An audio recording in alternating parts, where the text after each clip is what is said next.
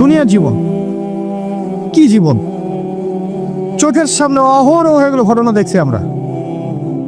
যাচ্ছে খুব সাদাল্লাদ করে বর বিয়ে করতে যাচ্ছে, কার অ্যাক্সিডেন্ট, শেষ, ডেড। কিছু সাহাবী তো এমনও ছিলেন, বদরের যুদ্ধ করতে এসেছেন, হাতের মধ্যে কিছু খেজুর আছে, খেজুর খাচ্ছেন, খোরমা খেজুর খাচ্ছেন। তখন নবী সাল্লাল্লাহু আলাইহি ওয়াসাল্লাম দাঁড়িয়ে ভাষণ দিচ্ছেন যে ওয়াসাবিকু ইলা মাগফিরাতিম মির রাব্বিকুম ওয়া জান্নাহ। ওই যে আয়াতটা আছে, তোমরা এগিয়ে চলো তোমাদের রবের ক্ষমার দিকে এবং জান্নাতের দিকে। আরদুহা কাআরদিস সামাই ওয়াল আরদ, যার প্রশস্ততা আসমান এবং জমিনের সমান। সাহাবী খেজুর খেতে খেতে খেজুরটা ফেলে দিলেন। আরেকজন সাহাবী জিজ্ঞাসা করলেন যে খেজুরটা ফেলে দিলেন কেন? তিনি বলছেন এই খেজুরগুলো খেতে অনেক সময় লেগে যাবে। নবী সাল্লাল্লাহু আলাইহি ওয়াসাল্লাম এমন কথা বলেছেন, এটা শোনার পরে আমি আর এক সেকেন্ড নষ্ট করতে যাচ্ছি না। খেজুর ফেলে দিয়ে যুদ্ধে ঝাঁপিয়ে পড়লেন, দেন শহীদ হয়ে জান্নাতে চলে গেলেন। তারাও তো মৃত্যুর স্বাদ গ্রহণ করেছেন, তাই না? আর একজন ইহুদি ব্যক্তি উহুদের যুদ্ধের দিন সকালবেলা মুসলিম হয়েছে। ইহুদিরা তো আমাদের চিরশত্রু, আপনারা জানেন। এটা জানার জন্য ডক্টরেট করার দরকার নেই, থিসিস করার দরকার নেই। প্যালেস্টাইনের দিকে দেখেন বুঝতে পারবেন, ফিলিস্তিনকে দেখেন বুঝতে পারবেন। অ্যামনেস্টি ইন্টারন্যাশনাল বলে একটা সংস্থা আছে না, এরা পর্যন্ত দেখলাম গতকালকে রিপোর্ট দিয়েছে যে বিগত এই 50-60 বছর ধরে এরা ফিলিস্তিনদের উপর যা নির্যাতন করেছে, এটা মানবতার ইতিহাসে কখনো করা নাই। যাই হোক, একজন ইহুদি যুবক সকালবেলা উহুদের মাঠে আসছেন, এসে জিজ্ঞাসা করছেন যে আমার আগে কি করা উচিত, আগে কি আমি যুদ্ধে যাব না আমি আগে মুসলিম হব? সাহাবীরা তাকে বললেন আগে কালিমা শাহাদাত পড়, তারপরে উহুদের মাঠে আসো। সে এসেছে এই কারণে যে নবী সাল্লাল্লাহু আলাইহি ওয়াসাল্লাম মদিনায় আছেন, মদিনায় আরো ইহুদিরা আছে। ইহুদিরাই আগে বলতো শেষ জামানে একজন নবী আসবেন, যার নাম হবে আহমদ। সব মিলে গেছে, তারপরেও তারা গ্রহণ করছে না। এই ছেলে সত্য চিনতে পেরেছে, সে চলে আসছে সত্যের কাছে, এসে ইসলাম কবুল করে যুদ্ধ করলো, শহীদ হয়ে গেল। নবী সাল্লাল্লাহু আলাইহি ওয়াসাল্লাম দেখলেন তার লাশটা, দেখে বলছেন এই যুবক, এই ইহুদি যুবক এখানে কি করছে? সাহাবীরা বললেন সকালবেলা মুসলিম হয়েছে, যুদ্ধ করে শহীদ হয়ে গেছে ইয়া রাসূলুল্লাহ। নবীজি বললেন সাল্লাল্লাহু আলাইহি ওয়াসাল্লাম আমিলা কলিল ওয়া উজিরা কাসীর, সে অল্প আমল করলো কিন্তু বিশাল পুরস্কার পেয়ে গেল। জীবন তো তাদেরও ছিল। এটা তো সশস্ত্র যুদ্ধের কথা বাদ দেন, নরমালি সুমাইয়া রাদিয়াল্লাহু আনহা, আবু জাহেল তাকে নির্যাতন করছে, তার লজ্জাস্থানে বর্ষা ঢুকিয়ে দিয়ে, চিন্তা করতে পারেন, লজ্জাস্থানে বর্ষা নিক্ষেপ করে হত্যা করলো। সুমাইয়া রাদিয়াল্লাহু আনহা দেখতে কালো বর্ণের, চেহারা সুন্দর নয়, হয়তো বা আপনার মতো সুন্দর নয়, জান্নাতে এখন হাসছে ইনশাআল্লাহ তাআলা। তার স্বামী ইয়াসের, আবু জাহেল তাকে পিটাতে মেরে ফেললো, সে মারা গেল, শহীদ হয়ে গেল। অনেক ওলামায়ে কেরামকে, ইমাম, মুজতাহিদ, মুহাদ্দিস দেখবেন সারাটা জীবন এত মেহনত করেছেন দ্বীনের জন্য, বিয়ে শাদী করার সময় পান নাই। এমনও আছেন ইমাম এবং মুহাদ্দিস, জীবন তো তাদেরও ছিল।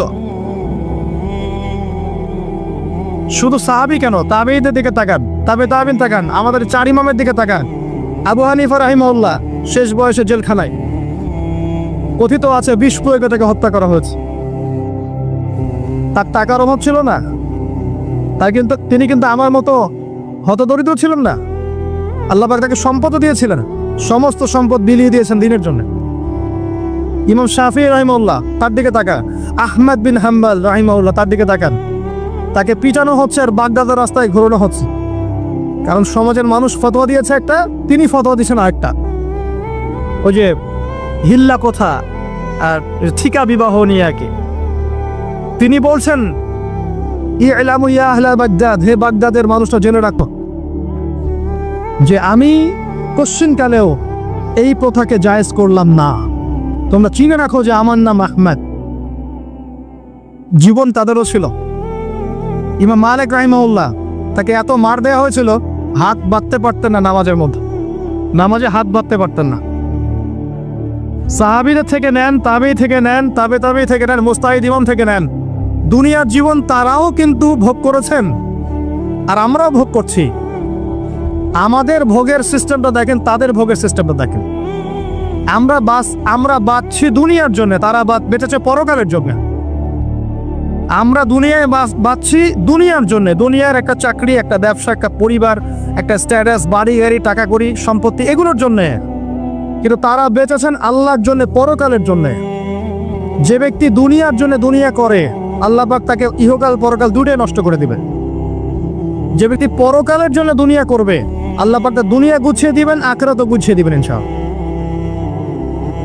প্রথম কথা হচ্ছে এই যে দুনিয়ার জীবনকে প্রাধান্য দেওয়া যাবে না। দুনিয়ার জীবনে প্রতিটা কাজ আপনি একটা উদ্দেশ্যই করবেন, সেটা হচ্ছে আল্লাহ সন্তুষ্ট। বিয়ে শাদী করেছি কেন? আল্লাহর জন্যে। পরিবার গঠন করেছি কেন? আল্লাহর জন্যে। সন্তান নিয়েছি কেন? আল্লাহর জন্যে। দিন শিখেছি কেন? ইলম শিখেছি কেন? আল্লাহর জন্যে। চাকরি কেন করি? আল্লাহর জন্যে। প্রতিটা কাজ ইবাদত হবে যদি আপনি মুহাম্মদ সাল্লাল্লাহু আলাইহি ওয়াসাল্লামের তরিকা মেনে চলেন। একটা বিষয় বোঝার বাকি আছে আমাদের, দুনিয়ার জীবনটা 1 সেকেন্ডের জীবন। আল্লাহ পাক সূরা হাদীদের মধ্যে বলেছেন, ই'লামু আন্নামাল হায়াতুদ দুনিয়া লা'iবুন ওয়া লাহু ওয়া যিনাতুন ওয়া তাফাখুরুন বাইনাকুম ওয়া তাকাসুরুন ফিল আমওয়ালি ওয়াল আওলাদি কামাসালি গায়যিন আ'জাবাল কুফফারা নাবাত ثم يهيج فتراه مصفرا ثم يكون حطاما وفي الآخرة عذاب شديد ومغفرة من الله ورضوان وما الحياة الدنيا إلا متاع الغرور। আল্লাহ পাক বলছেন, জেনে রাখো তোমরা সবাই, এই জমিনবাসী, এই দুনিয়ার হায়াতটা খেলা। খেলা মানে কি দেখেন, ছোট্ট বাচ্চারা খেলা ছাড়া কিছু বোঝে? ওর কাছে দুনিয়া ওইটাই। দুনিয়ার প্রথম স্টেজ খেলা। বললাহ একটু বড় হবে, যখন কিশোর হবে, ওর কাছে ঠাট্টা হাসি তামাশা, ডোন্ট কেয়ার, দুনিয়াতে কোনো কিছু নেই, খাওয়া দাওয়া ফুর্তি করো, লাভ। আর একটু বড় হবে, ওয়াজিনাতুন তাফাখুরুন বাইনাকুম ওয়া তাকাসুর, একটু বড় হবে তখন বাড়ি গাড়ি, স্ট্যাটাস, সৌন্দর্য, চাকচিক্য, প্রতিযোগিতা, তাফাখুরুন বাইনাকুম ওয়া তাকাসুর। এভাবে দুনিয়ার জীবন যাচ্ছে। এই এক্সাম্পলটা আল্লাহ পাক দিয়েছেন এমনভাবে যে একটা ভূমি ছিল অনুর্বর, বৃষ্টি হলো, সেখানে সবুজ শ্যামল ফসল ফলত, এক পর্যায়ে ফসলটা আস্তে আস্তে হলুদ বর্ণ ধারণ করলো এবং সেটাকে কেটে ফেলা হলো, তারপর শুধু খড়কুটা বাকি থাকলো। এই হলো দুনিয়ার জীবনের এক্সাম্পল। এরপর পরকালে বাকি আছে দুইটা জিনিস, হয় ক্ষমা, রিদওয়ান বা ফেরত ক্ষমা, অথবা আযাবুন শাদীদ। আমাদেরকে মাথায় ইনস্টল করতে হবে, দুনিয়াতে আমরা কেউ থাকতে আসি নাই। প্রথম কথা, এখানে আমরা এসেছি বড়জোর 60, 70, 100 বছরের হায়াত নিয়ে, যার মধ্যে মোটামুটি ভাবে 30, 40, 50 বছর চলে গেছে, কারো 20 বছর, 25 বছর চলে গেছে, বুঝতে না বুঝতেই চলে গেছে, মানে ভালো মন্দ বোঝার আগেই শেষ। যদি তার বয়স হয় 60 বছর, তাহলে এখন বাকি আছে 30 বছর। এই ব্যক্তি যদি ঠান্ডা মাথায় রাতের বেলা চিন্তা করে, এই 30 বছর যে আমার চলে গেছে, আমার অ্যাপ্রক্সিমেটলি 30 বছর বাকি আছে। বাকি আছে বুঝলাম, যা চলে গেছে, এই চলে যাওয়া 30 বছরে আমি 10 বার জেনা করেছি, 20 বার মদ খেয়েছি, ঠিক আছে, মানুষের সম্পদ আত্মসাৎ করে খেয়েছি, পরকিয়া করেছি, চুরি করেছি, ডাকাতি করেছি, মিথ্যা বলেছি, নামাজ পড়ি নাই, রোজা রাখি নাই। আমরা প্রত্যেকে যদি আমলনামা ঘাটি আজকে রাত্রে, এরকম একটা লিস্ট আমরা তৈরি করতে পারবো।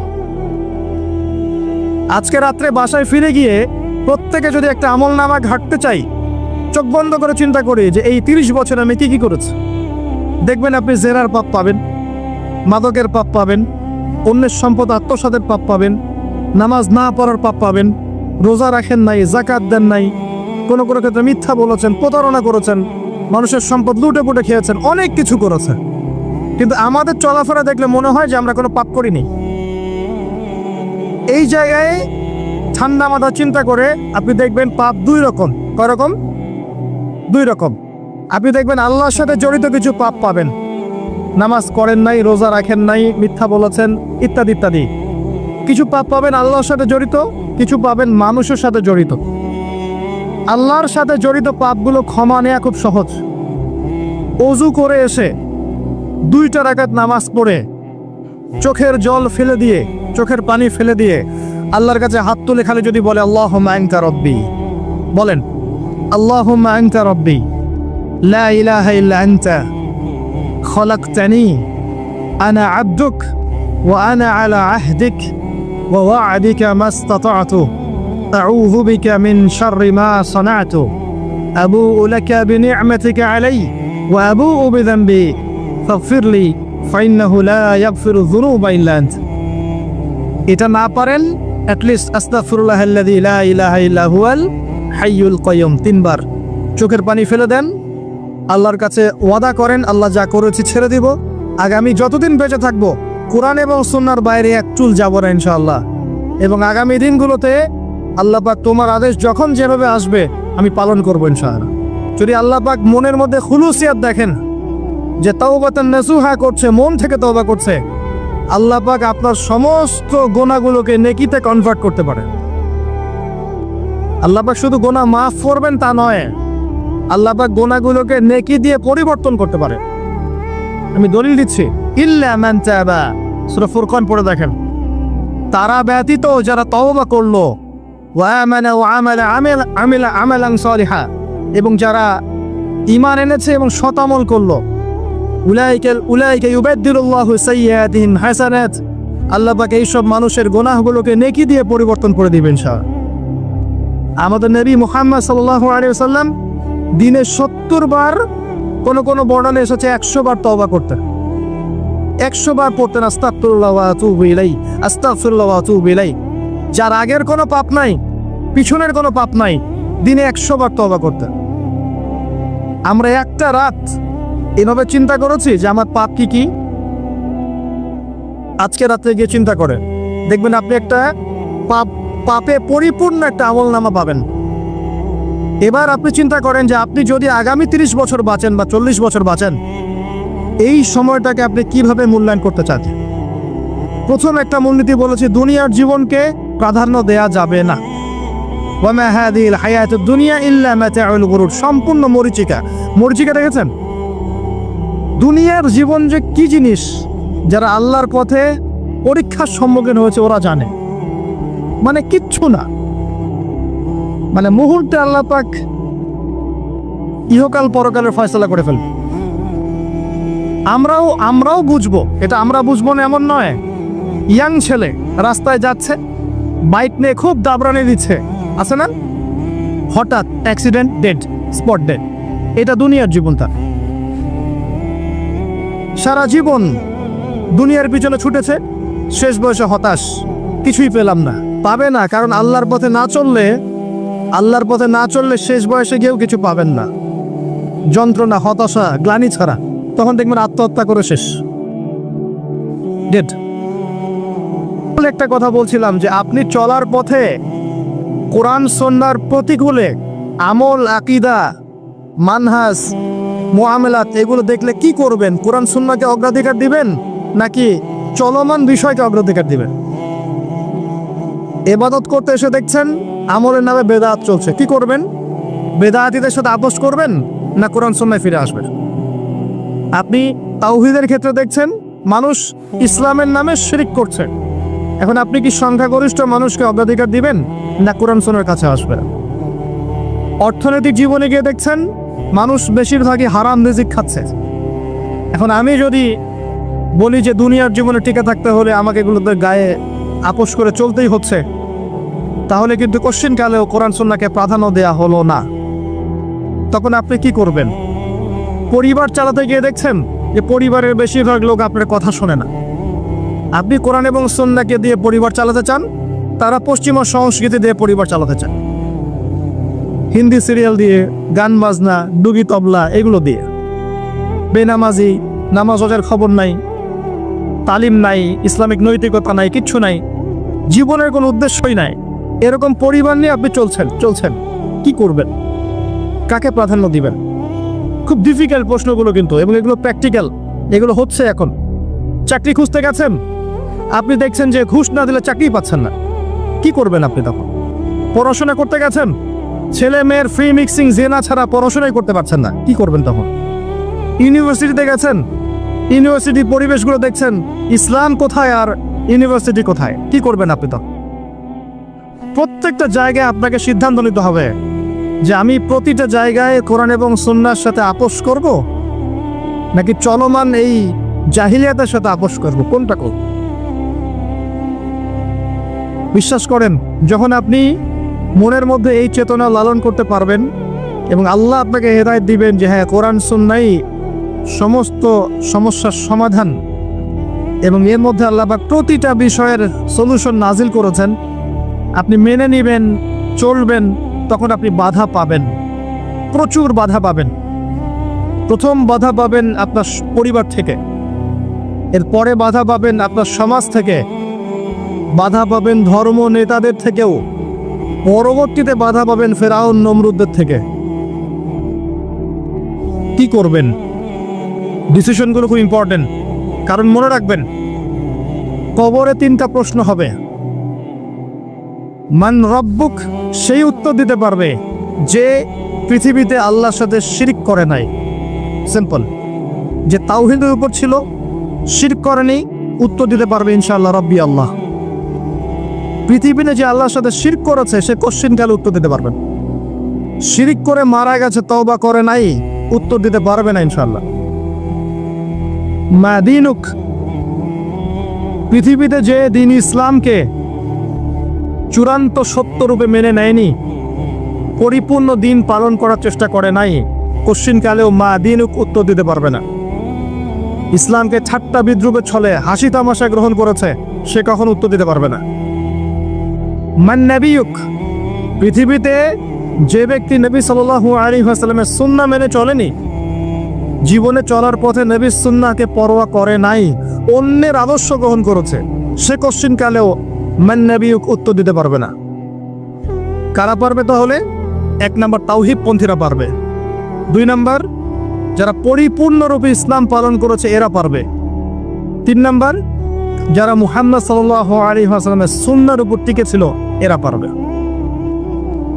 ওয়ামা খালাকতুল জিন্না ওয়াল ইনসা ইল্লা লিয়াবুদুন, শুধুমাত্র ইবাদত করার জন্যই আল্লাহ পাক জিন এবং মানুষ জাতিকে সৃষ্টি করেছেন।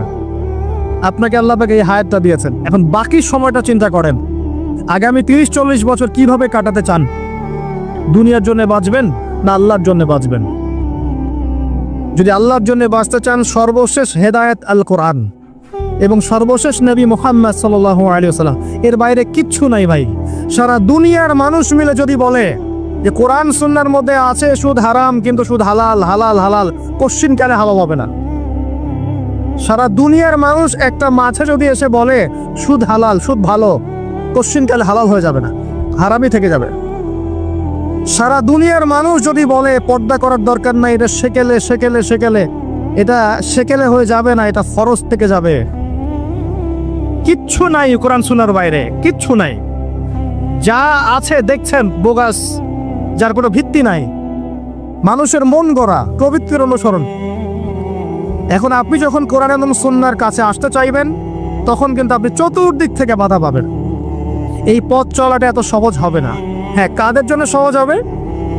যারা প্রোটেস্ট্যান্ট মুসলিম হবে। কি মুসলিম?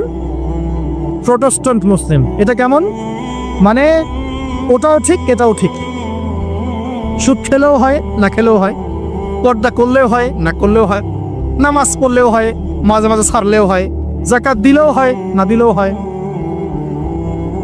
মডারেট প্রোটেস্ট্যান্ট মানে কোরআন সুন্নাহয় যা আছে এগুলো খুব কঠিন মনে হয়, একটু মৌলবাদী মনে হয়, এগুলো মানলে তো এই যুগে চলা যায় না, এগুলো ওই যুগের জন্যে, এরকম ভার্সনে যারা চিন্তা করবে তাদেরকে কষ্ট পেতে হবে না। তারা দেখবেন কষ্ট না করেই দুনিয়ার জীবন কাটিয়ে দিচ্ছে, ওদের কোনো বাধা বিপত্তি আসবে না। আপনি যখন কোরআন সুন্নাহকে আঁকড়ে থাকবেন, কেমন করে আঁকড়ে থাকবেন? মারির দাঁত দিয়ে কামড়ে থাকবেন, নবীজি বলেছেন। মারির দাঁত দিয়ে কামড়াতে বলেছেন, সামনের দাঁত দিয়ে কামড়ালে ছুটতে যাবে, টান দিলে ছিঁড়ে যাবে। মারির দাঁতে কামড় দিলে, টান দিলে সহজে ছিঁড়বে না। এভাবে থাকলে আপনার মাথা আসবে। এখন আপনার সামনে দেখবেন আপনি কিছু ফিতনা এবং কিছু সলিউশন। আপনি নিয়াত করেছেন যে আপনার যে গুনাহগুলো হয়েছে এগুলো থেকে আপনি তওবা করবেন ইনশাআল্লাহ। আগামী দিনগুলো আপনি কোরআন এবং সুন্নাহ অনুসারে চলবে, এই কথার সাথে একমত আছেন তো? এখন চলতে গিয়ে দেখবেন যে আপনি কিছু স্পষ্ট বিষয় দেখতে পারবেন যেগুলোর সাথে আসলে কোরআন সুন্নাহর খুব একটা মিল পাওয়া যাবে না। আপনি দেখবেন স্পষ্ট শিরক করছে মুসলিমরা, আপনি দেখবেন স্পষ্ট বিরাট করছে, আপনি দেখবেন হারাম খাচ্ছে। মুসলিম যুবকরা মাদক, পর্নোগ্রাফি, জেনা, ফ্রি মিক্সিং, আপনার জুয়া, ক্যাসিনো, এই যে আপনার টিকটক প্রজন্ম, এগুলো নিয়ে ব্যস্ত আছে।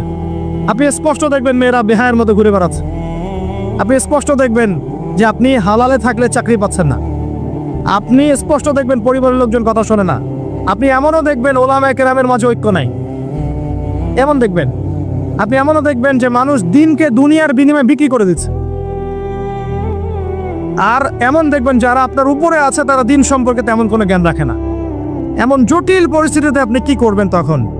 এরপরে আপনি যখন বিশ্বের দিকে তাকাবেন তখন দেখবেন বিশ্বের সমস্ত পরাশক্তিরা ঐক্যবদ্ধ ইসলামের বিরুদ্ধে। বিশ্বের সমস্ত বড় বড় পরাশক্তিরা ঐক্যবদ্ধ ইসলামের বিরুদ্ধে।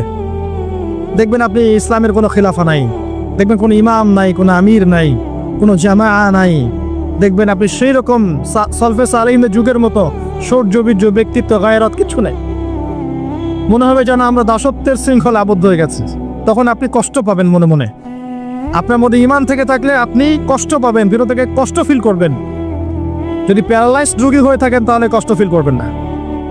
চেতনা থাকে দিনের, কষ্ট ফিল করবেন। তখন আপনার স্ট্রাগল শুরু হবে। তখন আল্লাহ যদি আপনাকে বুঝ দেন, আল্লাহ দেখবেন আপনি কি করেন। আপনার মেধা দিয়ে আল্লাহ কি করেন, আপনি কি করেন, আপনার অর্থ দিয়ে আপনি কি করেন, আপনার হায়াতটা দিয়ে আপনি কি করেন, আপনার এই যে জনবল দিয়ে আপনি কি করেন, আল্লাহ আপনাকে যা দিয়েছেন তা দিয়ে আপনি দিনের জন্য কি করছেন, আল্লাহ পাক তখন দেখবেন। এই জায়গায় আমি আপনাকে কিছু সলিউশন বলছি। এটা শুধু আপনাকে বলছি তা নয়, আমি নিজেও এটা ফিল করি, লালন করি। আর আমি এমন কিছু বলবো না যা আমি নিজে আপনার জন্য পছন্দ করি না। যেটা আমি নিজের জন্য পছন্দ করি সেটাই আপনাকে বলবো। প্রথম কথা, এখানে আপনাকে গাইডেন্স দিবে আল কোরআন। এরকম সিচুয়েশনে আপনাকে পথ দেখাবে অনলি আল কোরআন। এরপর নবী সাল্লাল্লাহু আলাইহি ওয়াসাল্লামের হাদিস। এখানে আপনার দায়িত্ব আসবে প্রথমত কোরআন পড়া শিখতে হবে। প্রথম কাজটা কি ভাই? কোরআন পড়া শিখতে হবে, তেলাওয়াত শিখতেই হবে, নিয়মিত তেলাওয়াত করতে হবে। একটা দিন যাবেন আপনার জীবনে যে কোরআন তেলাওয়াত আপনি করেন না, ইনশাআল্লাহ। বেশি থেকে বেশি করবেন, বেশি থেকে বেশি। আমার পরামর্শ হচ্ছে দিনে এক পারা করে করার চেষ্টা করুন। এরপর দায়িত্ব চলে আসবে আপনার কোরআন বোঝা। আপনি কিছু অংশ মুখস্থ করবেন, হিফজ করবেন, অর্থটা বোঝার চেষ্টা করবেন, কোরআনের ভাষাটা শেখার চেষ্টা করবেন। এর সব কিছু আপনি বুঝতে পারবেন না, তখন কি করবেন? আলেম ওলামার কাছে যাবেন, তাদের সোহবতে গিয়ে পড়ে থাকবেন। যে বিষয়টা বুঝতে পারছেন না জিজ্ঞাসা করে জেনে নেবেন। ফাসআলু আহলা যিকরি ইন কুনতুম লা তা'লামুন। এরপর কোরআনের আদেশ নিষেধগুলো আপনি মেনে চলবেন, নিজের পরিবারে এবং নিজের অধীনস্থদের মধ্যে। এরপরে আপনি থেমে যাবেন না। কোরআনের দাওয়াত আপনি যতটুকু জানেন এটা মানুষের কাছে প্রচার করবেন। মাদ্রাসা করবেন, মসজিদ আবাদ করবেন, বক্তব্য চালু করবেন, কোরআনের একটা রেভলিউশন ক্রিয়েট করবেন ইনশাআল্লাহ। কোরআনের জন্য আপনার জান, মাল, অর্থ বিলিয়ে দিবেন। ওই একটা ছোট্ট কাজ দেখবেন পরকালে জান্নাতে যাওয়ার ওসিলা হয়ে গেছে ইনশাআল্লাহ। তারপর আপনি সুন্নতকে পাবেন। ওই সুন্নতের উপরে আপনার 24 ঘন্টাকে সাজাবেন। দিন রাত প্রতিটা আমল আপনি সুন্নাহ অনুযায়ী করার চেষ্টা করবেন। এরপরে গিয়ে আপনার দায়িত্ব আরো বাড়বে। এরপর দায়িত্ব চলে আসবে উম্মাহ কেন্দ্রিক। আপনার তাজকিয়া অর্জন করতে হবে, আত্মশুদ্ধি। আত্মশুদ্ধি অর্জন করতে হলে সবসময় পরকালের ফিকির করতে হয়, মৌতের স্মরণ করতে হয়, বেশি বেশি কোরআন তেলাওয়াত করতে হয়, এতিমের মাথায় হাত বোলাতে হয়, আপনার সাদাকা বেশি বেশি করতে হয়, মাঝে মাঝে রোজা রাখতে হয়। এগুলো করতে থাকলে আল্লাহর জিকির বেশি বেশি করতে হয়, আল্লাহর ধ্যান করতে হয়, আল্লাহকে ডাকতে হয়, দোয়া করতে হয়, আত্মশুদ্ধি অর্জন হবে। একই সাথে আপনার অন্তর থেকে হিংসা, বিদ্বেষ, এই যে গীবত, রিয়া, অহংকার, সমালোচনা, সংস্কৃতি দূর করতে হবে। মনের মধ্যে অহংকার, হিংসা, বিদ্বেষ থাকলে আল্লাহর নূর পাওয়া যাবে না, তখন তাজকিয়া অর্জন হবে না। আমরা প্রত্যেক দিন নামাজে বলি, সবাই বলি, ইমাম, মুক্তাদি সবাই বলি, গায়রিল মাগদুবি আলাইহিম ওয়ালাদ-দাল্লিন। মনে আছে? এখানে নবীজিকে প্রশ্ন করা হচ্ছে, ইয়া রাসূলুল্লাহ, মাগদুব কারা, দল্লিন কারা? আমরা যে বলি নামাজে, আল্লাহ আমাকে মাগদুবের পথ থেকে বাঁচাও, দল্লিনের পথ থেকে বাঁচাও, ইহদিনাস সিরাতাল মুস্তাকিম, সরল পথ দেখাও। তো ইয়া রাসূলুল্লাহ সাল্লাল্লাহু আলাইহি ওয়াসাল্লাম, এই মাগদুব কারা আর দল্লিন কারা?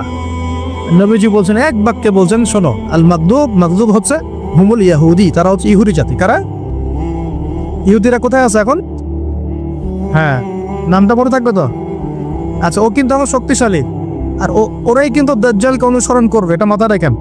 আচ্ছা, আর অনেকদিন বলছি দাজ্জাল বিশ্ব শাসন করবে, মানে কি? বিশ্বের প্রত্যেকটা ডিপার্টমেন্ট শাসন করবে।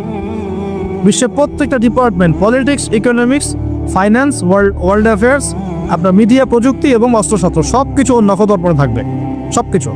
না হলে সে বিশ্ব শাসন করতে পারবে না, সম্ভব না। কেউ যদি বিশ্বের অর্থনীতি নিয়ন্ত্রণ করতে না পারে, সে কি বিশ্ব শাসন করতে পারবে? এই শ্রীলঙ্কা কি বিশ্ব শাসন করতে পারবে? পাকিস্তান পারবে? পাকিস্তান কয়দিন পর দেউলিয়া হয়ে যাবে। পাকিস্তান কয়দিন পর কি হবে? দেউলিয়া হয়ে যাবে। হ্যাঁ, ওদেরকে দেখে যদি আমরা শিক্ষা না নেই, তাহলে আমাদের কপালেও খারাপই আছে। ওইটা বললাম, ওদেরকে দেখে যদি আমরা শিক্ষা না নেই, তাহলে আমাদের খরিও তো খারাপ আছে। আল্লাহ হেফাজত করুন বলে আমিন। তো যেটা বলছিলাম, বিশ্ব শাসন করতে হলে বিশ্বের সব ডিপার্টমেন্ট শাসন করতে হবে, কি হবে না? হবে। এখন আমরা সূরা ফাতিহায় পড়ি, গায়রিল মাগদুবি আলাইহিম, আল্লাহ তুমি আমাদেরকে ইহুদিদের পথ থেকে বাঁচাও। ওয়ালাদ দল্লিন, দল্লিন মানে নবীজি বলছেন হুমুন নাসারা, তারা হলো ওই নাসারা বা খ্রিস্টান জাতি যারা বলে যে আল্লাহর সন্তান আছে। বলেন হাউস, আল্লাহ পাকের সন্তান আছে? আমরা কি বলি? লাম ইয়ালিদ, তিনি কাউকে জন্ম দেননি, কারো কাছ থেকে জন্ম। কিন্তু এই যে 200-300 কোটি খ্রিস্টান বলছে যে আল্লাহর সন্তান আছে, না বুঝবি। এই জন্য ওরা দল্লিন, পথভ্রষ্ট। দল্লিন মানে কি? পথভ্রষ্ট। তো নবীজি স্পষ্ট বলছেন যে গায়রিল মাগদুবি আলাইহিম ওয়ালাদ দল্লিন। এখানে মাগদুব আর দল্লিন মানে হচ্ছে, মাগদুব হলো ইহুদিরা, গজবপ্রাপ্ত, আর দল্লিন হচ্ছে নাসারা বা খ্রিস্টান। এখন আপনার সাথে আমার কথা, আপনাদের সাথে আমার কথা, আমাদের পলিটিক্স থেকে শুরু করে বাথরুমের কমোড পর্যন্ত, ঠিক আছে, আইন কানুন থেকে শুরু করে আমাদের চেহারা সুরত পর্যন্ত, আমাদের পোশাক পরিচ্ছদ থেকে শুরু করে অর্থনীতি, পরিবার, সবকিছু, এই সবকিছু ওই দুই জাতির অনুসরণে গড়ে উঠেছে। এটাই সবচেয়ে বড় আফসোসের কথা, আমাদের সবচেয়ে বড় আফসোস। বাথরুমটাও নিজের মতো করতে পারলাম না, ঠিক আছে। এই যে দেখবেন কমোডে কি বাম পায়ে ভর দিয়ে বসে যাবে? আচ্ছা, ওইখানে কাপড় কি পবিত্র রাখা যাবে? কিভাবে ইউজ করে আমি এখনো বুঝি না, কেমন করে ইউজ করে, ঠিক আছে। আরো নতুন পদ্ধতি আসছে, এটা শুনলে আরো হাসবে। বিভিন্ন জায়গায় যাওয়া হয়, আলহামদুলিল্লাহ। আল্লাহ বলেছেন সিরু ফিল আরদ, জমিনে বিচরণ করো। আল্লাহ বলেছেন কোরআনে সিরু ফিল আরদ, তোমরা জমিনে ঘুরে দেখো। ফানজুর কাইফা কানা আতিবাতুল মুকাদ্দিবিন, দেখো যে আল্লাহকে যারা মিথ্যা প্রতিপন্ন করেছে, আল্লাহর সাথে সীমা লঙ্ঘন করছে, ওদের কি পরিণত হয়েছে। দেখলাম যে এখন ইংলিশ টয়লেটও গায়ে এখন দিয়ে রাখছে কিছু কিছু বাটি। কি দিয়ে রাখছে? ছোট ছোট টুকরা দিয়ে আছে প্লাস্টিকের, এবং হ্যাঁ সিনামেক্সের মনে হয়। ওইখানে দাঁড়ায় দাঁড়াই করতে হবে, 1 নাম্বার করলে দাঁড়ায় দাঁড়াই করতে হবে, এবং সবগুলো একই মাপের দেওয়া আছে। এখন যদি ব্যক্তির কারো হাইট হয় 6 ফিট, কারো 5 ফিট, কারো 4 ফিট, কারো 2 ফিট, 3 ফিট, এই পার্থক্যে কিভাবে সে মেকআপ করবে আল্লাহ ভালো জানে। এটা কেমনি করে ম্যাচ করবে আল্লাহ ভালো জানে। কাউকে টুলের উপর দাঁড়ায় করতে হবে, কাউকে নিচু হয়ে করতে হবে, মানে মাপ তো একই। আরও যে কি কি দেখতে হবে আল্লাহ ভালো জানে। তো প্রিয় ভাইরা, বাথরুম করতে গিয়ে যদি নবীর সুন্নাহ মতো করেন, এখান থেকে কথাগুলো আসছে। যদি বাম পা দিয়ে ঢোকেন, বাম পায়ে ভর দিয়ে বসেন, দেখবেন ইস্তেঞ্জা করেও শান্তি পাচ্ছেন। নবীর প্রতিটা সুন্নত বৈজ্ঞানিক, যে সুন্নত আপনি পালন করবেন, আপনি বৈজ্ঞানিক উপকারিতাও পাবেন ইনশাআল্লাহ। এই একটু আগে এক ভাই বলছিল, আপনি তো খানি না হুজুর, 1 চামচ কি 1.5 চামচ ভাত খাচ্ছেন, খানি না। আমি বললাম যে আমি কম খাওয়া হুজুর, কারণ নবী সাল্লাল্লাহু আলাইহি ওয়াসাল্লাম কি শিখিয়েছেন? তিনি বলেছেন আমরা যা খাই না, তিনি নবী হওয়ার পরে মনে হয় সেটাও খেতে পারেন নাই। বিশ্বাস করছেন না? এরকম 3-3টা মাসের চাঁদ চলে যেত, নবী সাল্লাল্লাহু আলাইহি ওয়াসাল্লামের বাসায় চুলাও জ্বলে নাই। আর আমাদের তো একবেলা যদি না খাই, তাহলে আল্লাহর উপর কত শিকায়াত, কত অভিযোগ, তাই না ভাই? আচ্ছা, তারপরে তিনি বলছেন একজন ব্যক্তির এতটুকু খাওয়াই যথেষ্ট যে কোমর, মেরুদণ্ডটা সোজা করতে পারে, আল্লাহর ইবাদত করতে পারে। আর যদি তোমাদের খেতেই হয়, তাহলে পেটটাকে 3 ভাগ করে খাবে। কয় ভাগ?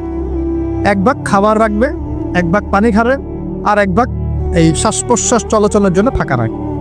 কয়জন এর উপর আমল করে দেখাতে পারে? কতজন মানুষ আছে? আর যারা একদম গোগ্রাসে খায়, এদের ব্যাপারে কোরআনে এবং হাদিসে কিন্তু মারাত্মক কথা আছে। আল্লাহর নবী সাল্লাল্লাহু আলাইহি ওয়াসাল্লাম বলেছেন যে তোমরা খুব বেশি ঢেকুর তোলো না। কি করো না? একজন সাহাবী খুব ঢেকুর উঠাচ্ছে, সাহাবী না আসলে, উনি পাশ দিয়ে যাচ্ছিলেন, খাবার দাবার খেয়ে পাশ দিয়ে যাচ্ছিলেন। নবীজি তার ঢেকুর তোলা দেখে বলছেন যে তোমরা বেশি ঢেকুর তুলবে না, কারণ দুনিয়াতে যে ব্যক্তি বেশি পেট পুড়ে খাবে কাল কিয়ামতের মাঠে সে সবচেয়ে বেশি ক্ষুধার্ত থাকবে। বলেন নাউজুবিল্লাহ। খাবেন আপনার নিজের পেটটাকে 3 ভাগ করবেন, 1 ভাগ খাবার, 1 ভাগ কি পানি, আর 1 ভাগ শ্বাস প্রশ্বাসের জন্য থাকা। আর এই ব্যাপারে একটা কথা বলে দেই, শেষ জামানায় কিন্তু খাবারগুলো সব করাপ্টেড হয়ে যাবে। কি হবে? খাবার ভেজাল হবে, ভেজাল। এটা দলিল সূরা কাহাফে আছে, আমি এটা ব্যাখ্যা করবো না। আছে আমি ব্যাখ্যা করবো না, শুধু ইন্ডিকেশন দিচ্ছি। 309 বছর ঘুমিয়েছিলেন আসহাবুল কাহফ। কত বছর? 309 বছর ঘুম থেকে উঠেই তারা প্রথম যে অনুভবটা করেছেন সেটা হলো তারা ক্ষুধার্ত। তারা কি ক্ষুধার্ত? দেখেন 309 বছর পর যদি আপনি ঘুম থেকে ওঠেন, আপনার কাছে এই দুনিয়াটা আজীব মনে হবে, হবে না? কিন্তু ওনারা ক্ষুধার্ত, পকেটে কিছু মুদ্রা ছিল, যেই মুদ্রাগুলোর মান 309 বছরও কমে যায় নাই। কমে গিয়েছে না। এখন আপনি আপনার মুদ্রা নিয়ে ঘুমান 300 বছর, দেখেন তারপর কি হয়। কি হবে? টাকা থাকবো না যাইবো গা? আচ্ছা, তারপরে শুনেন, এরপর উঠেই তারা বলছে ফালিয়ানজুর আইয়ুহা আজকা তুআমা, এই মুদ্রাগুলো দিয়ে বাজারে কাউকে পাঠাও, তোমাদের 9 জন 10 জনের মধ্যে একজনকে বাজারে পাঠাও। ফালিয়ানজুর, সে যেন বাজারে গিয়ে দেখে আইয়ুহা আজকা তুআমা, কোন খাবারটা পবিত্র খাবার, ফ্রেশ খাবার।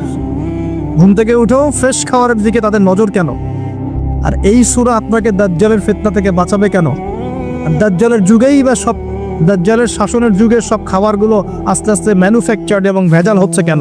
এগুলোর মধ্যে মিল আছে না? তার মানে যত জামানা শেষের দিকে যেটা থাকবে, খাবারের ভেজাল তত বাড়তে থাকবে। এই সময় আপনাকে অবশ্যই ফ্রেশ খাবার খুঁজে খুঁজে বের করতে হবে। খাবার আগে মানুষ খেত, খাবারের মধ্যেই চিকিৎসা ছিল, তাই না? রোগের আরোগ্য ছিল। এখন সেই খাবার খেয়ে মানুষ অসুস্থ হয়ে যাচ্ছে। বুঝতে পারছেন না? খাবারের মধ্যে থাকে উপাদান, ভালো উপাদান, যে উপাদানগুলো পেটের ভিতরে গেলে, শরীরে গেলে শরীরটা সুস্থ হয়। এখন সেই খাবার খেয়েই মানুষ অসুস্থ হয়ে যাচ্ছে। এটা কোন হাদিসের সাথে মিলে জানেন? আনতালিদাল আমাতু রাব্বাতুহা, দাসী তার মনিবকে জন্ম দিবে। দাসী মনিবকে জন্ম দিবে মানে হচ্ছে সমাজের ন্যায় অন্যায়, হক বাতিল, সত্য মিথ্যার মানদণ্ড উল্টে যাবে। যেটা ভালো সেটা হয়ে যাচ্ছে খারাপ, খারাপটা হচ্ছে ভালো। সমাজের সত্যবাদী ব্যক্তি হয়ে যাচ্ছে মিথ্যাবাদী, মিথ্যাবাদীকে মানুষ সত্যবাদী বলা শুরু করছে। আমানতদার ব্যক্তি হয়ে যাচ্ছে খেয়ানতকারী, খেয়ানতকার ব্যক্তিগুলো আমানতদার হয়ে যাচ্ছে। সমাজের সবচেয়ে ভালো মানুষকে মানুষ খারাপ বলছে, সবচেয়ে খারাপ মানুষকে খুব ভালো বলছে। উল্টে যাচ্ছে, খেয়াল করে দেখেন, উল্টে যাচ্ছে। বাবা এখন বাবার হাতে ছেলে মায়ের খাচ্ছে, ছেলের হাতে মা মায়ের খাচ্ছে, এরকম হচ্ছে না? যাকে একটা দায়িত্ব দিয়ে রাখবেন, এবং তোমার উপর আমি বিশ্বাস করলাম, দায়িত্ব দিলাম, সে আপনার বিশ্বাস ভঙ্গ করে রেখে দিচ্ছে। এই হচ্ছে না? বিশ্বাস উড়ে যাচ্ছে, প্রতারণা বাড়ছে। মানে কি? মানুষ আল্লাহ পাকের হালালগুলোকে হারাম করে নিচ্ছে, হারামগুলো হালাল করে নিচ্ছে। বুঝতে পারছেন না মনে হয়? হালালগুলোকে মানুষ আস্তে আস্তে হারাম করতেছে, হারামগুলোকে আস্তে আস্তে হালাল করতেছে। এটা হচ্ছে না? হচ্ছে। খুব খেয়াল করে এখানে খাবার খেয়ে আপনার উপকার পাওয়ার কথা, খাবার খেয়ে আপনি অসুস্থ হয়ে যাচ্ছে। উল্টা হচ্ছে, উল্টা চলতেছে দুনিয়া। দুনিয়া কি চলছে? উল্টা। ছেলে পড়ছে মেয়ের পোশাক, মেয়ে পড়ছে ছেলের পোশাক।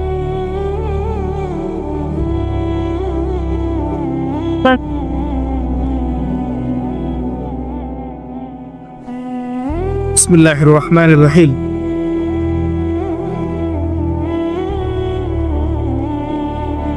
আল্লাহ পাকের শুকরিয়া আদায় করি, বলি আলহামদুলিল্লাহ।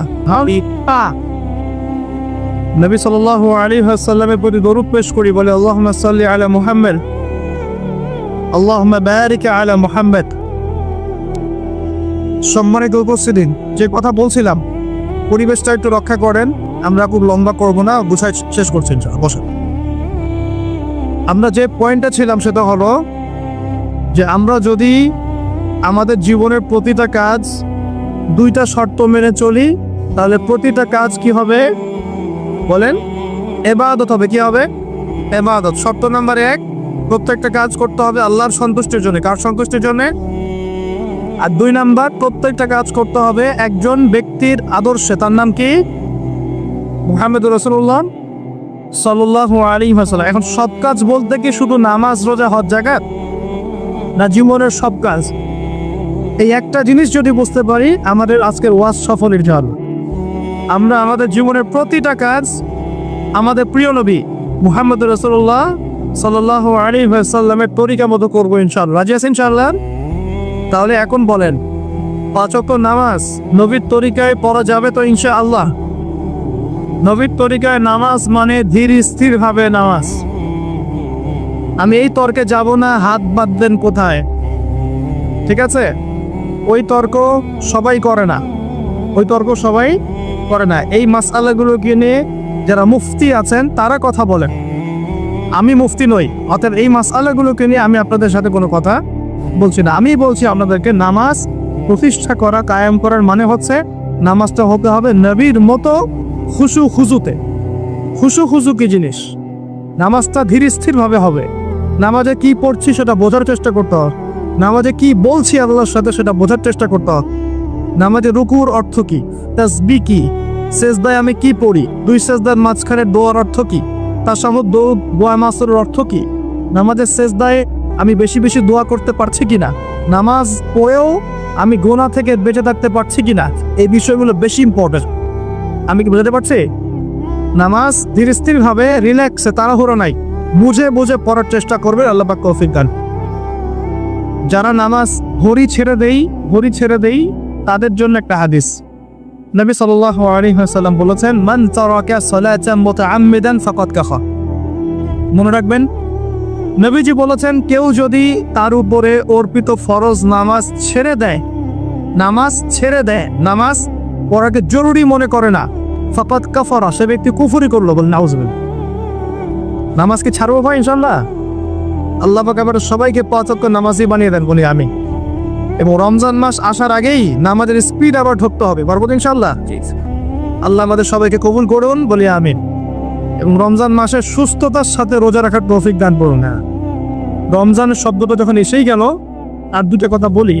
রমজান মাসের সবচেয়ে বড় বৈশিষ্ট্য হচ্ছে এই মাসে আল্লাহ পাক কোরআন নাজিল করেছেন। কি করেছেন? এখন সারা বিশ্ব জুড়ে একটা ইস্যু চলছে না, কোরআন ইস্যু, কোরআন পুড়িয়ে দেয় ইস্যু, ঠিক আছে? যে কোরআন পুড়িয়ে দিয়েছে, আমার দৃষ্টিতে তার চেয়ে বড় অধম সেই ব্যক্তি যে মুসলিম পরিবারে জন্মগ্রহণ করেও কোরআন তেলাওয়াত করা শেখে না। হয়তো আমার কথা বুঝতে পারছেন। কোরআন একজন পুড়িয়ে দিয়েছে, যদি আমার ক্ষমতা থাকতো ওর গর্দান নামাই দিতাম, কিন্তু তার চেয়েও বড় অপরাধী আমার কাছে আছে, আমাদের চোখে আছে। কে?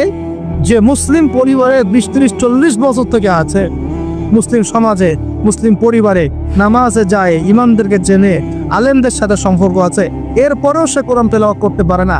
এ বড় অপরাধী আমার কাছে। কে বড় অপরাধী? এটা লজ্জার না? একটা মুসলিম পরিবারের থেকে আমি কোরআন তেলাওয়াত করতে জানবো না, লজ্জার না? নাকি আপনারা সেই সব শায়েখ হতে যাচ্ছেন যে কোরআন তেলাওয়াতও করতে জানে না, বাহাসের জন্য ডাকে মানুষকে? দেখেন নাই এরকম আছে না? মনে হয় যেভাবে ইসলাম পালন করা যাবে। ইসলামের জ্ঞান অর্জনের প্রথম ধাপটাই হচ্ছে বিশুদ্ধ করে কোরআন তেলাওয়াত করা। প্রথম ধাপ কি? আগে বিশুদ্ধ করে কোরআন তেলাওয়াত করা শিখতে হবে, এরপরে আসবে কোরআন হিফজের ব্যাপার, আরবি ব্যাকরণ শেখার ব্যাপার, কোরআনের তাফসীর করার ব্যাপার, হাদিসের ইবারত পড়ার যোগ্যতা অর্জন করা, আস্তে আস্তে আকীদা পড়বে, উসুলের বই পড়বে, ফিকহের বই পড়বে, তারপর এই যে আপনার কুতুবে সিত্তা পড়ে শেষ করবে, তারপরে গিয়ে সে মাশাআল্লাহ একজন দাঈ, আলেম, মুফতি এগুলো হচ্ছে। আলহামদুলিল্লাহ। তো শুরুটা কোত্থেকে হচ্ছে? কোরআন বিশুদ্ধ করে তেলাওয়াত করা। এই শুরুটাই যদি আমাদের ঠিক না হয়, তাহলে কি কোরআন ঘরে রেখে খালি চুমু খেলে হবে? কোরআন কি খালি চুমু খাওয়ার জন্যে? কোরআন থেকে তাবিজ লেখার জন্যে? কোরআন বাবা মারা গেলে কোরআন তেলাওয়াত করবে এই জন্যে? 40 দিন কোরআন তেলাওয়াত করবে এই জন্যে? কেউ মারা গেল, ব্যাস আমরা কোরআন দিয়ে একটা মাহফিল করে দিলাম, ব্যাস সব হয়ে গেল? আস্তাগফিরুল্লাহ। আল্লাহ পাক আমাদের সবাইকে যেন কোরআন তেলাওয়াত শেখার তৌফিক দান করেন। একটা চ্যালেঞ্জ গ্রহণ করেন যে আমি নিজে কোরআন তেলাওয়াত করা শিখবো, আরো 10 জনকে শিখাবো। বাড়া যাবে না? যদি এই একজন প্রত্যেকে যদি নিজে শিখি, আর প্রত্যেকে যদি 10 জন করে শেখাতে পারি, শোনেন, প্রত্যেকে যদি নিজে শিখি এবং নিজ নিজ পরিবার বা নিজের আমার আন্ডারে যাওয়া আছে, মনে করেন আপনি একজন একটা গার্মেন্টসের মালিক, আপনার আন্ডারে অনেক মানুষ চাকরি করে না, নিজে নামাজ পড়লেন, নিজে কোরআন তেলাওয়াত করা শিখলেন, আপনি যদি তাদেরকে নৈশকালীন কোরআন শেখান, সবার নেকি আপনি পাচ্ছেন না? আপনার পরিবার আছে, পরিবারে আপনি নামাজ পড়েন, এখন আপনি কোরআন তেলাওয়াত করতে জানেন, এখন আপনার মা বোন স্ত্রী সন্তানদেরকে আপনি শেখালেন, এই পুরো পরিবারটা কোরআন ওয়ালা হলো না? একটা সমাজের দায়িত্বশীল আমি। হ্যাঁ, চেয়ারম্যান সাহেব মনে করেন বললেন যে আমি নামাজ পড়ি, আমি কোরআন তেলাওয়াত করতে জানি, আমি এলাকার সব মানুষকে কোরআন তেলাওয়াত করা শেখাবো ইনশাল্লাহ। পারা যাবে না? এভাবে যদি সবাই দায়িত্ব নেই, আমার বিশ্বাস 10 বছরের মধ্যে বাংলাদেশের 16 কোটি মানুষের কোরআন শেখানো যাবে। ওই দিন আর স্লোগান তুলতে হবে না, জাল কোরআনের আলো ঘরে ঘরে চাল, অটোমেটিকলি সবার ঘরে কোরআন জ্বলে যাবে, জানবে না? এই কাজটা না করে খালি স্লোগান দিলে কাজ হবে? বলেন তো কাজ হবে? এই যে একটা আয়াতই বললাম, গায়রুল মাগদুবি আলাইহিম ওয়ালাদ-দাল্লিন, এখন তো বুঝলেন আয়াতের অর্থ কি? আল্লাহর রাসূল আমাদেরকে বলছেন তোমরা ইহুদিদের পথ অনুসরণ করো না, তোমরা নাসারাদের পথ অনুসরণ করো না, কিন্তু বাস্তবতা হচ্ছে আমার সব ক্ষেত্রেই ওদের আদর্শই চলছে না? আপনার বিয়ের শাদী, বিয়ের আগের অনুষ্ঠান, গায়ে হলুদ, আপনার পরিবার, আপনি যে মিডিয়াগুলো দেখছেন সেই মিডিয়াগুলা, হ্যাঁ, আপনার পলিটিক্যাল সিস্টেম, সুদভিত্তিক অর্থনৈতিক সিস্টেম, তারপরে আপনার কি বলবো, দেহের পোশাক পরিচ্ছেদ, লেবাস, পোশাক, চেহারা, সুরত, সবকিছু ওদের মতো না? আমি তো দেখালাম, এমনকি বাথরুমের কমোড পর্যন্ত ওদের মতোই, তাই না? তো এখন এই একটা আয়াত বুঝলেই আপনি বুঝতে পারছেন যে আসলে সবটা উল্টা চলছে। এখন যদি পুরো কোরআনটা বুঝতে পারি, পুরো কোরআনের 6236টা আয়াতই বুঝতে পারি, তাহলে সমস্ত পরিবর্তন হতে সময় লাগবে। এই কারণেই তো কোরআন থেকে দূরে সরানোর জন্য এত পায়তারা চলছে। মানুষ চাচ্ছে, এক শ্রেণীর মানুষ চাচ্ছে বিশ্বের যে মুসলিমরা যেন কোরআন থেকে দূরে সরে যায়। তারা জানে যদি আমরা কোরআন থেকে দূরে সরে যাই, আমাদেরকে শাসন করা সহজ হবে। ওই পশ্চিমারা আমাদেরকে শাসন সহজেই করতে পারে, আর আমরা যদি কোরআনকে আঁকড়ে ধরি, ওদের বাপেরও ক্ষমতা নেই আমাদেরকে শাসন করি, বরং আমরা ওদেরকে শাসন করবো ইনশাআল্লাহ। আমরা করি না, মনে করছে 1200 বছর 1200 বছর করেছি, কত বছর? বিশ্বাস করছেন না? ইতিহাস পড়েন, নবী সাল্লাল্লাহু আলাইহি ওয়াসাল্লামের যুগ থেকে শুরু করে এই তো 1914 সাল পর্যন্ত আমরা সারা বিশ্ব সালেব করেছি না। মনে হচ্ছে গাল গল্প। এখন বিগত 70, 80, 100 বছরে আপনার কাছে মনে হচ্ছে যে শক্তি তো সব ওদের হাতে চলে গেছে, আমাদের হাতে নাই। ইনশাআল্লাহ তাআলা আবার ফিরে আসবে ইনশাআল্লাহ। তবে ওই যে বললাম, এমনি এমনি আসবে মান্না সালোয়ার মতো, নাকি আমাদের কিছু দায়িত্ব আছে ভাই? এই যে প্রথম এক ভাই বলেছিল না কি করতে হবে, এখন শোনেন কি করতে হবে। 1 নাম্বার, আমাদের সবাইকে তওবা করে ফিরে আসতে হবে। কি করতে হবে? সূরা নূর পড়ছিলাম আসার সময়, আল্লাহ পাক বলেছেন, তুবু ইলাল্লাহি জামিআন আইয়ুহাল মুমিনুন লাআল্লাকুম তুফলিহুন। তোমরা সবাই একসাথে, হে মুমিনগণ, তোমরা সবাই একসাথে আল্লাহর কাছে তওবা করো যাতে তোমরা সফল হতে পারো। আগে কি করতে হবে? আল্লাহকে বলতে হবে, আল্লাহ আমরা ব্যক্তিগতভাবে, পারিবারিকভাবে, সামাজিকভাবে, রাষ্ট্রীয়ভাবে যত পাপ করেছি আল্লাহ সব মাফ করব। আল্লাহ আমরা তোমাকে ভালোবাসি, তোমার নবীকে ভালোবাসি, তোমার কালামকে ভালোবাসি, আমরা জান্নাতে যেতে চাই, দুনিয়াতেও সফল হতে চাই, আল্লাহ তুমি আমাদেরকে মাফ করবে। এবং আগামী পুরো জিন্দেগি আল্লাহ তুমি আমাদেরকে 5 ওয়াক্ত নামাজি বানায় দাও, কোরআনওয়ালা বানায় দাও, সুন্নতওয়ালা বানায় দাও, আপসে মিল মোহব্বত বানায় দাও, আমাদেরকে তোমার পক্ষ থেকে বেহিসাব রিজিক দান দিও, এবং এমনভাবে চলার তৌফিক দাও যাতে আমরা আবার বিশ্বের সেই শাসন ফিরে পাই ইনশাআল্লাহ। দোয়া করা যাবে না? 1 নাম্বার কাজ তওবা করে ফিরে আসা। 2 নাম্বার হচ্ছে বেশি বেশি জ্ঞান অর্জন করা। কি করা? জ্ঞান অর্জন ছাড়া কোনো লাভ নাই। একদিন মাহফিল শুনতে আসছেন, যদি মনে করেন যে বাস কাজ হয়ে গেছে, আসলে কিছুই হয়, মন খারাপ করে, আসলে কিছু হয়নি। এখন এখান থেকে আপনাকে ইন্সপিরেশন নিয়ে আগামী দিনে চলতে হবে। জ্ঞান অর্জন করতে হলে কি করবেন? খালি একটা ভিডিও দেখবেন, একটা খালি বিচ্ছিন্ন বই করবেন। এখনকার যুব সমাজের অন্যতম প্রবলেম হচ্ছে, যারা প্র্যাকটিসিং মুসলিম তাদের কথা বলছি, যে এদের পড়াশোনার কোনো কনস্ট্রাকটিভ সিলেবাস নাই, এরা বিক্ষিপ্তভাবে জ্ঞান অর্জন করে। এই আদনান ভাইয়ের লেকচার শুনলাম, এই অমুক স্ট্রাইকারের লেকচার শুনলাম, অমুক দায়ের একটা লেকচার শুনলাম, হ্যাঁ অমুক একটা বই পড়লাম, তমুক একটা বই পড়লাম, বিক্ষিপ্ত জ্ঞান। এই বিক্ষিপ্ত জ্ঞান আপনার মাথাটাকে এলোমেলো করে দিবে। আর অনলাইনে ঢুকলে দেখবেন এ ওর বিরুদ্ধে কথা বলছে, এ ওর বিরুদ্ধে, এ ওর পিছনে লেগে আছে, এ পিছনে লেগে আছে। এখানে ভালো যতটুকু পাবেন, খারাপের চেয়ে বেশি পাবেন। এখানে এভাবে জ্ঞান অর্জন করা যাবে। কিভাবে? যেভাবে আমরা চেষ্টা করছি। হয়তো ওয়াজ মাহফিল এসে আমরা যতটুকু জানি এর 30, 40, 50% কথাও কিন্তু বলতে পারি না। যা জানি তা হয়তো 30, 40% আমরা বলতে পারি বিভিন্ন কারণ। কিন্তু জ্ঞান অর্জনের পথটা কি হবে? এখানে মাদ্রাসা আছে, মসজিদ, মাদ্রাসা, কওমি ওলামায়ে কেরাম আছেন না? ওলামায়ে কেরামের পাগড়ি ধরে বসে থাকবে। কি করবেন? ওলামায়ে কেরামের পাগড়ি ধরে বসে থাকবে। শুরু করাবে তারা, দেখবেন আপনি যান, আপনাকে শুরু করাবে কোরআন তেলাওয়াত থেকে। আগে কোরআন তেলাওয়াত করা শিখবেন। সময় লাগুক 1 বছর, লাগুক, যাক 1 বছর লাগবে আমি শিখবো, ব্যাস 1 নাম্বার। তারপরে ওটা যখন ভালো পারবেন, দেখবেন ওলামায়ে কেরাম আপনাকে বলবে যে এই সূরাগুলো মুখস্থ করো। আপনি নামাজের জন্য যে সূরাগুলো লাগে মুখস্থ করতে হবে না? নামাজের ফরজ, ওয়াজিব, এই সুন্নত মুস্তাহাব জানতে হবে না? এই মাসলাগুলো জানবেন, সূরা কালাম মুখস্থ করবেন, দোয়া কালাম মুখস্থ করবেন। তারপরে আপনি যদি আরও বেশি চান, আপনি হিফজ করবেন। কোরআন কি করবেন? হিফজ মানে মুখস্থ করবেন। আমার তো মনে হয় আমরা যদি 1 বছর চেষ্টা করি, আমরা সবাই কমপক্ষে 1 পারা হলেও মুখস্থ করতে পারবো না? ইনশাআল্লাহ, কোনো সমস্যা নেই। এরপরে আপনি যদি আরও বেশি চান, তখন আরবি ভাষা এবং সাহিত্যের কিছু ব্যাকরণিক ক্লাসিক্যাল বই আছে। এই বইগুলো ধরে ধরে পড়তে হবে আলেমদের কাছে। খুব বেশি সময় লাগবে না। আপনি মনে করছেন যে অনেক সময় লাগবে, এত সময় লাগবে না। আপনার মেধা যদি শার্প হয়, এটা ডিফার করে। কারো মেধা খুব শার্প, কারো মেধা অল্প নিতে পারে। ইনশাআল্লাহ 2-3 বছর সময় দেন, ইনশাআল্লাহ দেখবেন আপনি অ্যারাবিক ক্লাসিক্যাল বইগুলো পড়ার যোগ্যতা অর্জন করেছেন। এরপর কি লাগবে? এরপর আসবেন আপনি হাদিসের বইগুলো পড়বেন। আস্তে আস্তে আপনি তাফসির অনুবাদগুলো কিনবেন। এখন তো হাদিসের বইগুলো বাংলায় অনুবাদ হয়ে গেছে। অনেক তাফসির বাজারে চলে আসছে। এই তাফসির পড়লে আপনি মুফাসসির হয়ে যাবেন, মুহাদ্দিস হয়ে যাবেন, এটা বলছি না, কিন্তু অ্যাটলিস্ট আপনি কোরআন তো জানতে পারবেন। এর মধ্যে যেগুলো বুঝবেন না, আবার আলেমের কাছে যাবে, উস্তাদ এটা বুঝতে পারলাম না। আমরা তো প্রতিদিনই কথা বলি যে উস্তাদ এটা বুঝতে পারলাম, হুজুর এটা বুঝতে পারলাম। প্রত্যেক দিনই বড় বুঝবো কতটুকু, এই জ্ঞান কত গভীর, এই গভীর সমুদ্রের সব জ্ঞানকে অর্জন করা আমার পক্ষে সম্ভব? আমরা তো মনে করি 10%, 5% জ্ঞান আমরা অর্জন করতে পারি না। কিন্তু কন্টিনিউয়াসলি চেষ্টা থাকলে আল্লাহর পক্ষ থেকে জ্ঞান আসবে ইনশাআল্লাহ। জ্ঞান কার পক্ষ থেকে আসে? এই ডিগ্রির সার্টিফিকেট মানেই জ্ঞান নয়। ডিগ্রি সার্টিফিকেট অর্জন করেছি মানেই যে বড় একজন মানে ইসলাম বেত্তা হয়ে গেছে, এমন নয় বিষয়। জ্ঞান কার পক্ষ থেকে আসে? আর অনেক বড় বড় ডিগ্রি অর্জন করেও যদি মনের মধ্যে রিয়া, অহংকার এগুলো থাকে, তাহলে ওই জ্ঞানেও কোনো লাভ নেই। লাভ আছে? ইবলিসের কি জ্ঞানের কোনো লাভ আছে? ও কিন্তু বড় আবেদ ছিল, অহংকারের কারণে পথভ্রষ্ট হয়ে গেছে। আল্লাহ মাফ করুন। তো এভাবে প্রচেষ্টা চালান, আল্লাহর কাছে বেশি বেশি দোয়া করেন। প্রত্যেক দিন বলবেন রব্বি জিদনি ইলমা। কি বলবেন?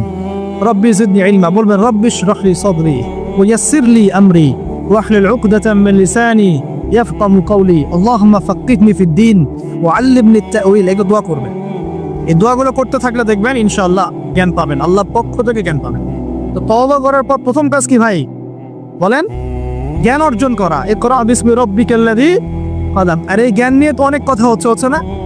এখানে জ্ঞান অর্জন করবেন কোন জ্ঞান? যে জ্ঞান আপনাকে আল্লাহ এবং তার রাসূলের দিকে নিয়ে যাবে, সেই জ্ঞান অর্জন করবেন। যে জ্ঞান আপনাকে আল্লাহ এবং তার রাসূল থেকে দূরে সরাই দিবে, সেই জ্ঞান অর্জন করতে যাবেন। ব্যাস, কথা শেষ। এখন আপনি নিজে বুঝতে পারবেন কোন জ্ঞান আপনাকে আল্লাহর দিকে নিচ্ছে আর কোন জ্ঞান আপনাকে আল্লাহ থেকে দূরে সরাচ্ছে। শুধুমাত্র ইসলামিক জ্ঞানই কি অর্জন করব, না বৈষয়িক জ্ঞানও দরকার আছে? উত্তর, অবশ্যই বৈষয়িক জ্ঞানও দরকার আছে। এটাই উত্তর। এই বৈষয়িক জেনারেল জ্ঞানগুলো অর্জন না করলে কোরআন সুন্নাহকে হাতে নিয়ে বিশ্বকে চ্যালেঞ্জ করা যাবে। বুঝতে পারছেন না কথা? কোরআন সুন্নাহর জ্ঞান থাকবে ভিতরে, আবার আপনার মধ্যে সমকালীন জ্ঞানগুলো থাকবে। এরপরে দেখবেন ইনশাআল্লাহ আপনি ডিনামাইট। ইনশাআল্লাহ আপনি পলিটিক্স বুঝবেন, আপনি সোশ্যাল অ্যাফেয়ার্স বুঝবেন, আপনি পলিটিক্যাল অ্যাফেয়ার্স বুঝবেন, ওয়ার্ল্ড অ্যাফেয়ার্স বুঝবেন, ইকোনমিক সেকশন বুঝবেন, সবই বুঝবেন ইনশাআল্লাহ। তাহলে আপনি তখন জনশক্তি হবেন। কি হবে? জনশক্তি। এর সাথে দরকার কারিগরি শিক্ষা। কি শিক্ষা? এই শিক্ষাটাও খুব দরকার। কারণ চাইনিজরা দেখেন না, কারিগরি শিক্ষার এবং কৃষি শিক্ষায় মানে দক্ষ হওয়ার ফলে তারা কৃষি জমি বাড়াতে পেরেছে, প্রবৃদ্ধির হার বাড়াতে পেরেছে, এবং কারিগরি শিক্ষা, প্র্যাকটিক্যাল শিক্ষাও শিক্ষিত হয়ে ওরা সারা বিশ্বের ডিভাইস যন্ত্রগুলো তৈরি করছে এবং সারা বিশ্বের মার্কেট দখল করে বসে আছে। আপনার হাতে যে ফোনটা, ওটাও দেখবেন তারই তৈরি। তাহলে এই শিক্ষাটা বেশি ইম্পর্টেন্ট, প্র্যাকটিক্যাল শিক্ষা। তো প্রথম কথা ভাই, তওবা করে ফিরে আসতে হবে। দ্বিতীয় কথা হচ্ছে অবশ্যই সবাইকে কি করতে হবে ভাই? জ্ঞান অর্জন করতে হবে। জ্ঞান অর্জনের একটা সিলেবাস আছে, এটা বললাম। কোরআন শেখেন, আরবি শেখেন, হাদিস পড়া শেখেন, ওলামায়ে কেরামের সোহবতে থাকেন, ইনশাআল্লাহ তাআলা আল্লাহ আপনাকে জ্ঞান দিবেন ইনশাআল্লাহ। আর জ্ঞান আসা মাত্রই যে আমি সবকিছু বুঝে ফেলবো তা নয়। জ্ঞান অর্জন একটা ক্রমবর্ধমান সিলসিলা, দোলনা থেকে কবর পর্যন্ত শেখার কোনো শেষ আছে? আল্লাহ পাক আমাদের সবাইকে জ্ঞান অর্জন করার তৌফিক দান করুন। এরপর কি, ওই যে আল্লাহ পাক ইবাদত করতে পাঠিয়েছেন দুনিয়ায়, তাই যতটুকু জানবো ততটুকু আমল করবো ইনশাআল্লাহ। করা যাবে ইনশাআল্লাহ? যা জানি আমল করবো ইনশাআল্লাহ। জেনেছি আজকে আমি যে সুবহানাল্লাহ পড়লে 100 বার সুবহানাল্লাহ পড়লে 1000 নেকি হয়, বাস আমল করা হবে। জেনেছি আজকে কোরআনের একটা হরফ করলে 10 নেকি হয়, কোরআন তেলাওয়াত করবো ইনশাআল্লাহ। এখনই জেনেছি সূরা কাহাফের প্রথম 10 আয়াত মুখস্থ করলে আল্লাহ দাজ্জাল থেকে বাঁচাবেন, মুখস্থ করে দিন। একটু আগে জানলাম ঘুমানোর আদব কি, আজকে আমল করবো ইনশাআল্লাহ। একটু আগে জানলাম ইস্তেঞ্জা করার আদব কি, আজকে আমল করবো ইনশাআল্লাহ। যা জানবো আমল করবো ইনশাআল্লাহ, করা যাবে ইনশাআল্লাহ। এবং নিজে আমল করব, সবার আগে নিজের পরিবারে প্রতিষ্ঠা করব। আগে সমাজে দোষ দিব না, আগে কোথায় দেব? আগে পরিবারে। আমার পরিবারে যদি বেনামাজি থাকে আমার সন্তান সন্ততি, আর আমি নামাজের ওয়াজ করে বেড়াই, মানুষ শুনবে? আমার পরিবারে আল্লাহ না করুক যদি নিজের বউ বেপর্দায় চলে, হ্যাঁ, আর আমি যদি আসে আপনাকে পর্দার ওয়াজ করে, আপনি শুনবেন? করে দিলেও শুনবেন। এই কারণে আগে নিজের পরিবারের মধ্যে কায়েমের চেষ্টা করতে হবে। এখানে একটা কথা বলে রাখি, অনেক চেষ্টা করার পরেও কখনো কখনো পরিবারের লোকজন নাও শুনতে পারে, বুঝতে পারলি? অনেক চেষ্টা করেছেন, তারপরেও পরিবারের লোক শুনছে না, এমন হতে পারে না? নূহ আলাইহিস সালামের ক্ষেত্রে হয় নাই, লূত আলাইহিস সালামের ক্ষেত্রে হয়নি, হয়েছে। তাই বলে হতাশ হবেন না, তখন ওদের হিসাব ওরা দিবে, আপনার হিসাব আপনি দিবেন। আপনি আপনার বড় চেষ্টা করেছেন, আল্লাহ পাক তৌফিক না করুন। পরিবারে প্রতিষ্ঠা করব আমল, এরপরে আমি সমাজে দাওয়াতি কাজ করব। দুটো কাজ করব, এক আমর বিল মারুফের কাজ করব, সবাইকে সৎ কাজে আদেশ করব, সৎ কাজে আদেশ করব। আর দুই তানহাউনা আনিল মুনকার ওয়ান নাহি আনিল মুনকার, এই কাজ করব, মানুষকে আমি অন্যায় থেকে নিষেধ করব ইনশাআল্লাহ। কেন? কারণ আল্লাহ পাক সূরাতুল আলী ইমরানের 110 নম্বর আয়াতে বলেছেন, কুনতুম খায়রা উম্মাহ, তোমরা হচ্ছে শ্রেষ্ঠ জাতি। তোমরা মানে আমরা, উম্মতে মুহাম্মদ। তোমাদের কাজ তিনটা। কুনতুম খায়রা উম্মাহ উখরিজাত লিন-নাস, তোমাদেরকে মানব জাতির কল্যাণের জন্য বের করা হয়েছে। তা'মুরুনা বিল মা'রুফ, তোমরা সবাই মানুষকে সৎ কাজে আদেশ করবে। ওয়া তানহাউনা আনিল মুনকার, সবাই তোমরা অসৎ কাজে নিষেধ করবে। ওয়া তু'মিনুনা বিল্লাহ, আল্লাহর প্রতি ঈমান রাখবে। এই তিনটা আমাদের কাজ। আল্লাহ পাক আমাদের সবাইকে এই আমর বিল মারুফ নাহি আনিল মুনকার এই আমল করার তৌফিক দান করুন। এগুলো শেখার জন্য তাবলীগ জামাত একটা ভালো প্ল্যাটফর্ম। ওখানে যাবেন, সময় লাগাবেন, আপনাকে সুন্নত শেখাবে, নামাজের ট্রেনিং দেওয়া হবে, নামাজ পড়া শেখাবে, আপনাকে দাওয়াত দেওয়া শেখাবে। সীমাবদ্ধতা সবার মধ্যেই আছে, তারপরেও আমাদেরকে এই ধাপগুলো অতিক্রম করেই সামনের দিকে যেতে হবে। আল্লাহ পাক তৌফিক দান। আর এটা খুবই দুঃখজনক যে এখন আমাদের এই ভাইদের মধ্যেও অনেক সময় কিছু ফিকশন দেখা যাচ্ছে। আমরা দোয়া করি আল্লাহ পাক তাদের মধ্যে এই যে বিভক্তি, আল্লাহ পাক এই বিভক্তিটাকে দূর করে দিন, আমি ঐক্যবদ্ধ আর তৌফিক দান করুন বলে আমি। খুবই আফসোসের বিষয় এগুলো। আল্লাহ পাক আমাদেরকে হেফাজত করুন, বোঝার তৌফিক দান করুন। ওয়া'তাসিমু বিহাবলিল্লাহি জামিআ ওয়া লা তাফাররাকু, আল্লাহ বলছেন তোমরা সবাই আল্লাহর রজ্জু একসাথে ধরো, ঐক্যবদ্ধ হবে, দলে দলে বিভক্ত হয়েও না। এই ছোটখাটো বিষয়গুলোকে নিয়ে আমরা আস্তে আস্তে 73 দল তো কত আগেই হয়ে গেছে, এখন 73,000 দল হয়ে গেছে আল্লাহ পাক। কিন্তু এটা আমাদের জন্য ক্ষতির কারণ নেই, এগুলোকে উস্কে দিবেন না, বরং তাদের মধ্যে মিউচুয়াল করার চেষ্টা করতে হবে। আল্লাহ পাক তৌফিক না। তো প্রিয় ভাইরা, আমরা আমর বিল মারুফ নাহি আনিল মুনকারের কাজ করব এবং পাশাপাশি পারিবারিক আদর্শ ঠিক করব, আর অবশ্যই হালাল খাওয়ার চেষ্টা করবো ইনশাআল্লাহ। নিজেদের যে প্রতিভা আল্লাহ পাক দিয়েছেন, কাউকে ক্ষমতা দিয়েছেন, কাউকে অর্থ দিয়েছেন, কাউকে বলার যোগ্যতা দিয়েছেন, কাউকে লেখার যোগ্যতা দিয়েছেন, ঠিক আছে?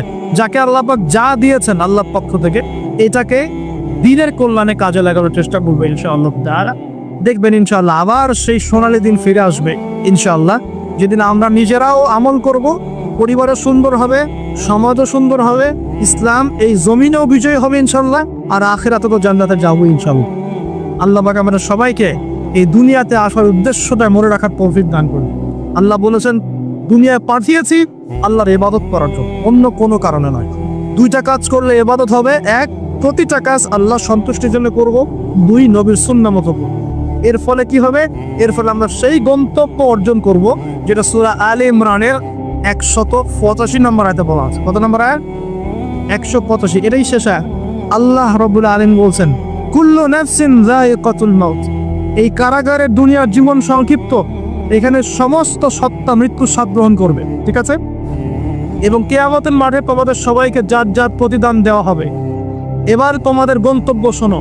ফামান যুকজিহা আনিন নার, ওই দিন যাকে জাহান্নামের আগুন থেকে বাঁচানো হবে, ওয়া উদখিলাল জান্নাহ, এবং জান্নাতে ঢুকিয়ে দেওয়া হবে, ফাকাদ ফাজ, ওই ব্যক্তি হচ্ছে সফল। This is the real definition of success. কথা বুঝতে চেষ্টা করেন, এটা হচ্ছে the real and final destination and definition of success.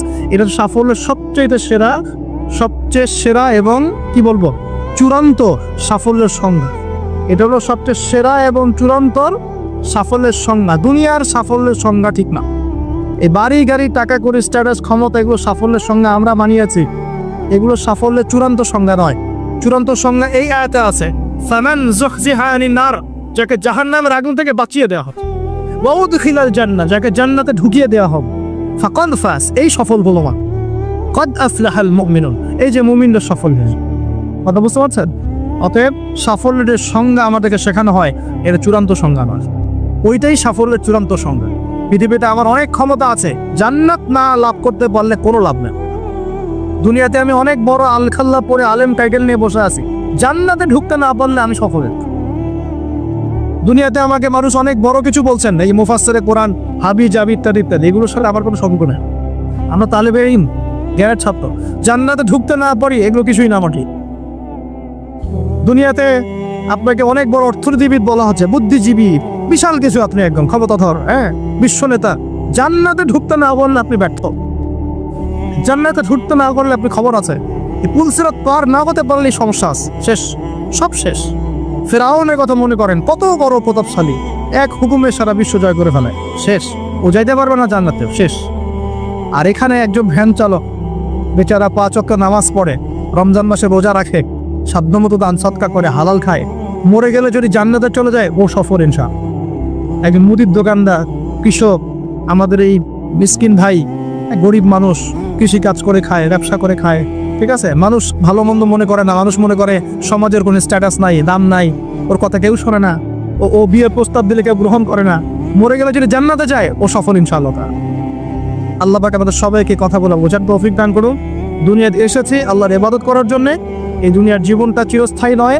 এখানে রোল মডেলকে মুহাম্মদ রাসূলুল্লাহ সাল্লাল্লাহু আলাইহি ওয়াসাল্লাম, কি কনস্টিটিউশন ফলো করব, কোরআন এবং সুন্নাহ। কে রোল মডেল? আমাদের প্রিয় নবী। কিভাবে আমল করব? 2টা শর্ত মেনে, আল্লাহ সন্তুষ্টির জন্য, 2 রাসূলের তরিকা অনুযায়ী। কোন কাজ ইবাদত? জীবনের সব কাজই ইবাদত যদি রাসূলের তরিকা মতো হয়। এখন যদি এই শর্তগুলো পূরণ করতে পারি, তওবা করি, জ্ঞান অর্জন করি, হালাল খাই, পরিবার করি, দাওয়াতি কাজ শুরু করি এবং ইসলামকে আল্লাহর জমিনে প্রতিষ্ঠার চেষ্টা করি, ইনশাআল্লাহ তাআলা ইসলাম আমাদেরকে সহই, ইসলাম দুনিয়াতেও বিজয়ী হবে ইনশাআল্লাহ, আর আমরাও পরকালে জান্নাতে যাব।